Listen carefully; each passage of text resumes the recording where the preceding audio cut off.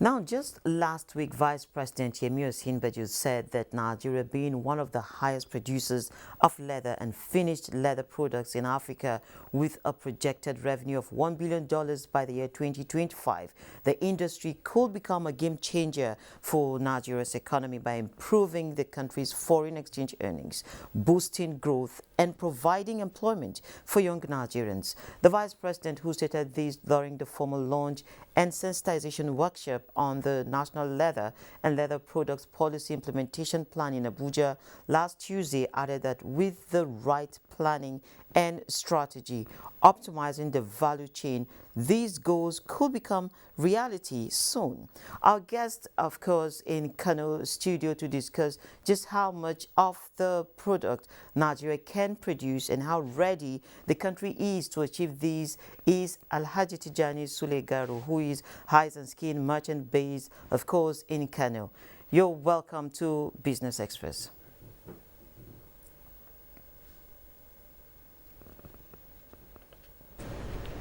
Thank you. Good morning, Leah. Great. And now leather Good morning, seems Leah. to Thank you very much. leather seems to have huge economic prospects. Take us through the potentials of the industry.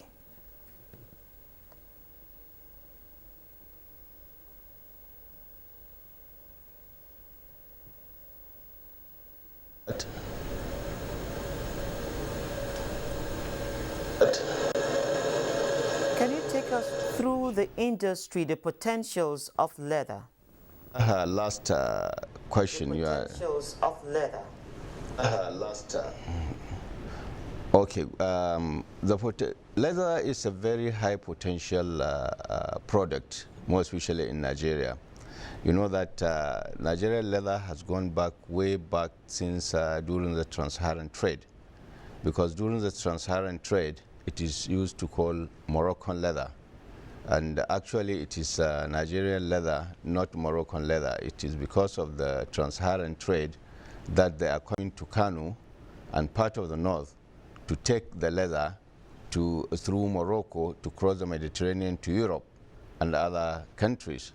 So the potential is really great, because out of leather you can do so many products. You can do shoes, bags, belts, and a lot of things, even garment you can do out of the leathers.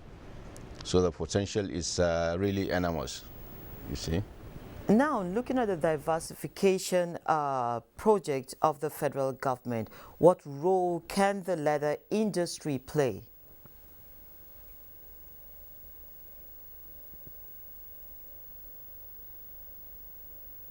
Can you repeat that, please? Okay, what role can the leather industry play when we're talking diversification of Nigeria's economy?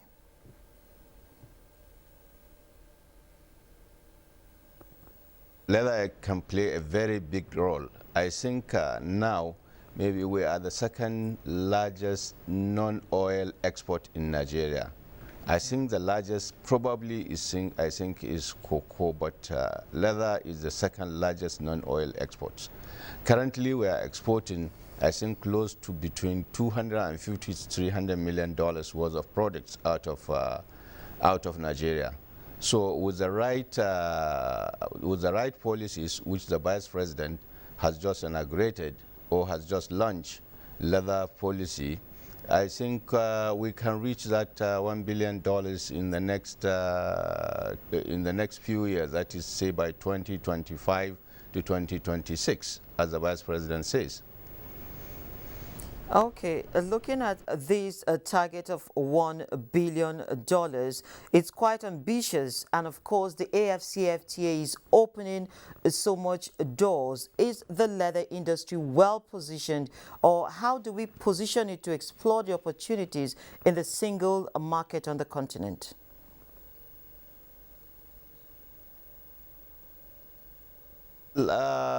I think leather is being positioned very well. More especially, it is being promoted by Nigerian Export Promotion Council, because I could remember in 2019 or 2018, I think there was the first All Africa Trade Fair, which Nigerian Export Promotion facilitated a lot of companies to visit Cairo and display their products.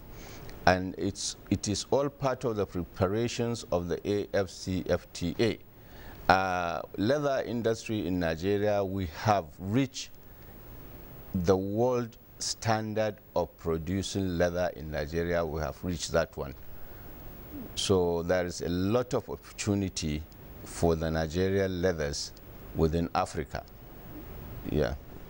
Okay, so now are there challenges in sourcing raw materials, and how do you expect government to promote the leather industry?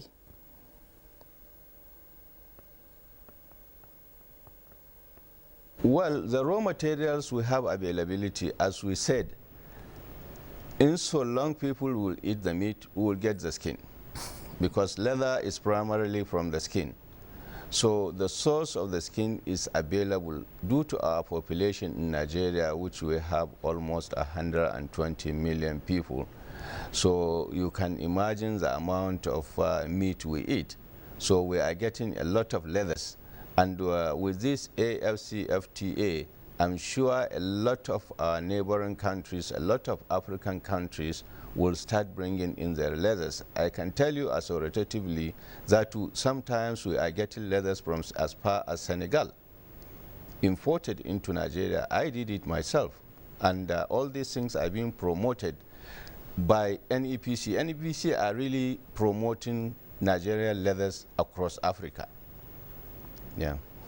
Well, you just mentioned we have to eat meat basically to be able to get this raw skin to export, and of course get other activities along the value chain to move. But government, on the other hand, has banned the export of raw skin. Is that affecting you?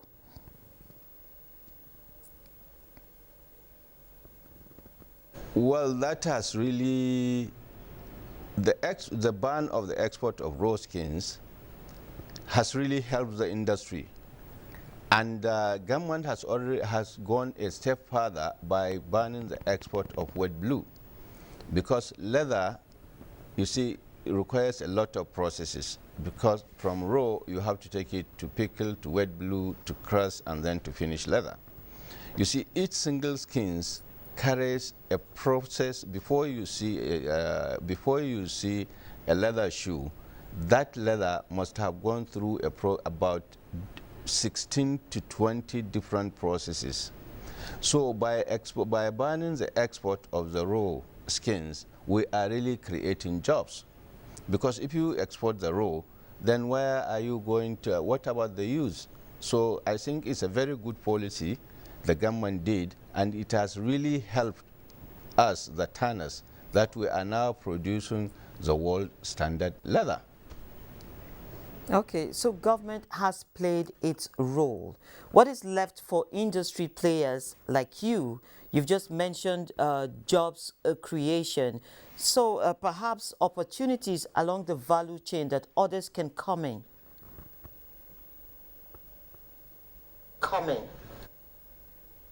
Like for now, a lot of young people, young entrepreneurs are coming in to do shoe manufacturing, that is shoe stitching and bags. So that is a value addition as well, instead of exporting the finished leather. So we are getting a lot of young people coming into the businesses, and a lot of technology is being put into place, because it's not just you have a tannery or you produce leather. A lot of serious technology has to go in. You need chemical engineers, you need designers, you need fashion people, you need so many things. And luckily enough, our young people now are coming of age. They are doing it. You even need this social media and stuff like that to do your marketing. So there is a great potential and a great opportunity there.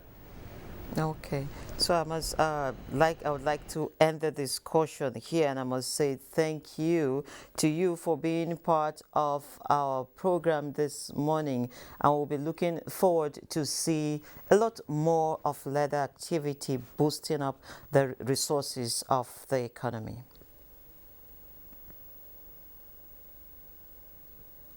Thank you very much, Leah. It's good. Thank you very much for having me on this program. Great. And you are always welcome to visit our tannery to see our leathers, which is going all over the world.